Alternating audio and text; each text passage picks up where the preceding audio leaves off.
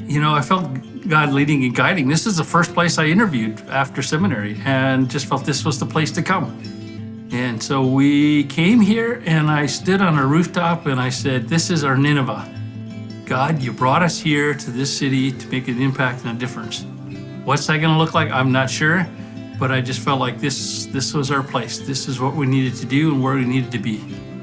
God taught me here a lot about the power of prayer and the faith journey, but it's just prayer, and the power of prayer was a huge thing right from day one. We just kind of looked around, and I remember our secretary looking at me like I was crazy because I said, I'm praying for 100 kids to be in our youth group, and we had like 30. And she said, why would you want 100 teenagers? And I was like, because they all need Jesus. And so that was like my initial prayer. And then another prayer that came along was Pastor Thiessen. He is retired. He came and sat in my office about every 6-7 weeks and said, how can I pray for you? And I said, cool. And he began that urge inside of me to the point where we had 250 people praying for our youth ministry on a regular basis. And I remember standing on the roof of this building and looking over at the land that we now sit on, where the youth center is in and the refinery is in, and saying, look, God, we need that piece of property by 1992. And by February 1992, we voted to buy that piece of property. And so I just think it's marked by faith and prayer. Just the trust in God. People laughed at me, staff laughed at me, said, you're crazy.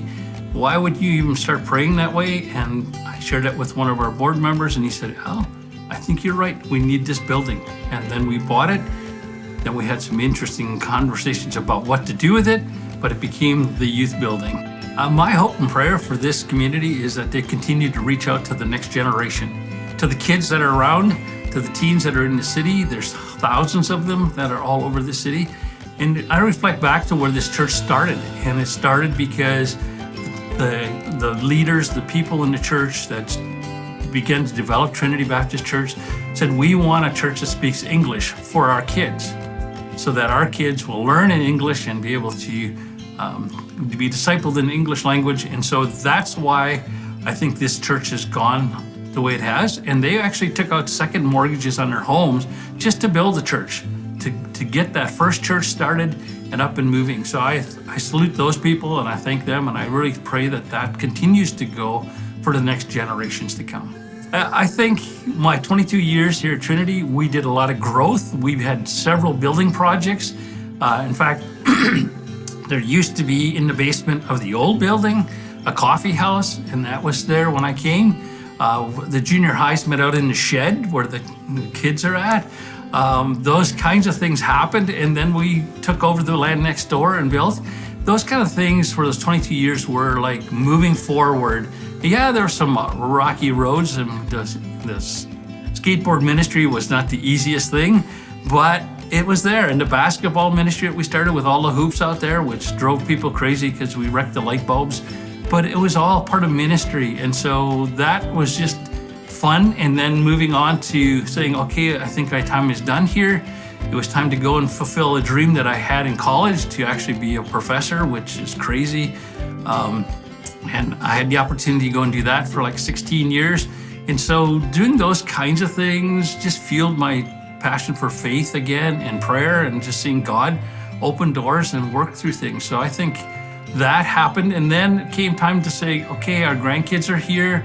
We need to maybe move back to Kelowna and help them out, and they're the next generation.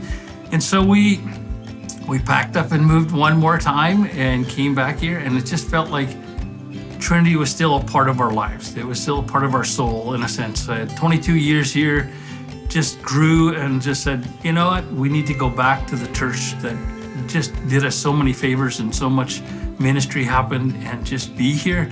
Now the next step for us is finding the right place to be involved around here, because I can't just sit still, and I can't just watch on Sunday mornings. I gotta come and be a part of things. So we'll figure out what that means.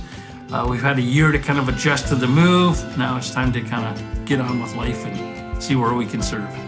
When it comes to thinking back to the beginning of this church and looking back into history, I have lots of flyers I've kept over the years, but I will always continue to go back and just say, where there's no vision, people will perish. And I think that's a cornerstone still.